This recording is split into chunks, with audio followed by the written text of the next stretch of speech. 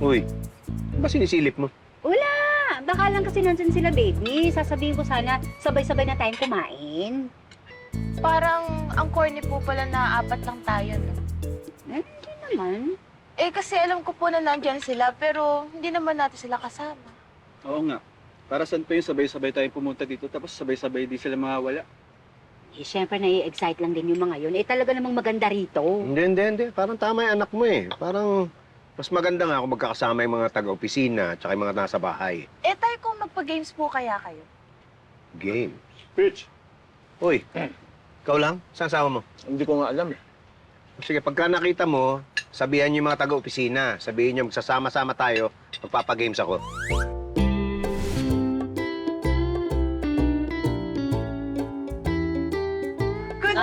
Good morning. Ako nga pala si Madam Estela. Ako yung organizer ng Binibining Pantubigan. Elena, pakibigyan mo silang flyers, Opo, please. madam. Hello Good po. morning. Hello. Yan. Sali kayo, ha?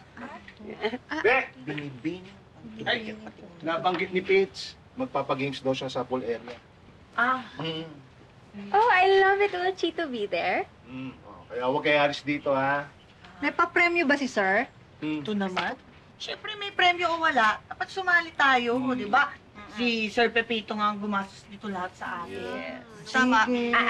Yung bang Sir Pepito na sinasabi niyo, siya ba yung nanalo sa loto? Si Pepito Manaloto? Stop na kayo? Oh, yes. Proudly standing before you are the beautiful employees of PM Mineral Water Philippines! Napakabongga! Sigurado akong bagay na bagay kayo dito sa Binibining Pantubigan. Sumali kayo, ha? Ay, miski hindi kami taga rito, ha? Ay, oo. Open po ito sa lahat. Even sa guest ng resort, pwedeng sumali. Ang saya, di ba? Wait, but I didn't bring a gown. Ay, don't worry, Iya. Walang long gown competition. Swimwear at resort wear. Yung mga suot nyo, pwedeng-pwede yan. Halika dito, Iya. Halika, Iya. Beautiful. Ikot. Ang beautiful. Ang ganda. Ang ganda. Ang ganda. Pasok. Laban na laban ka. Join ka na. Uy, bongga! Lahat pwede sumali. Diyan na sali tayo. Hey. Pwede mo ba sumali kahit may asawa na? Ay, pwedeng-pwede. Uso yan ngayon. Yan yung tinatawag na inclusivity. Ay, paano po ako pwede? Ay, pwede naman. Diyos me, ito nga si Elena, nanalo pa. Wala kaming height requirements. So may laban ka ba? Laban na laban. Elena? Opo, madam. Give your beauty a fighting chance! Ano, fight? Fighting! Malapit dito ang Pampanga River tsaka yung Pantabangan Dam. Tapos dito naman yung Sierra Madre. Hanggang saan po abot tong resort? Itong lugar namin malaki talaga. Bale, 25,000 square meters. What? Laki pala, no? Kilala niyo ba yung may-ari dito?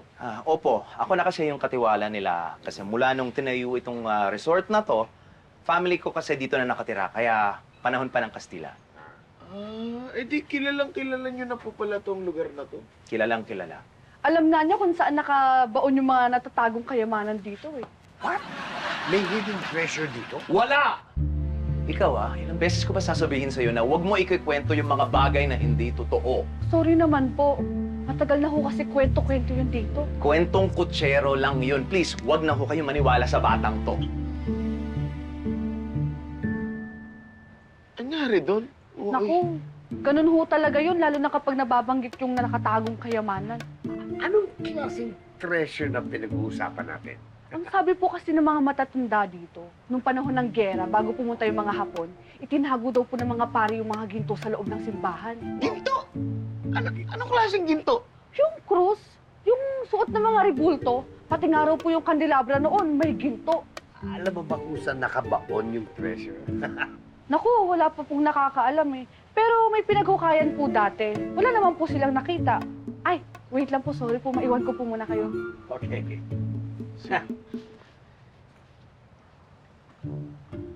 Naisip mo ba yung naisip ko?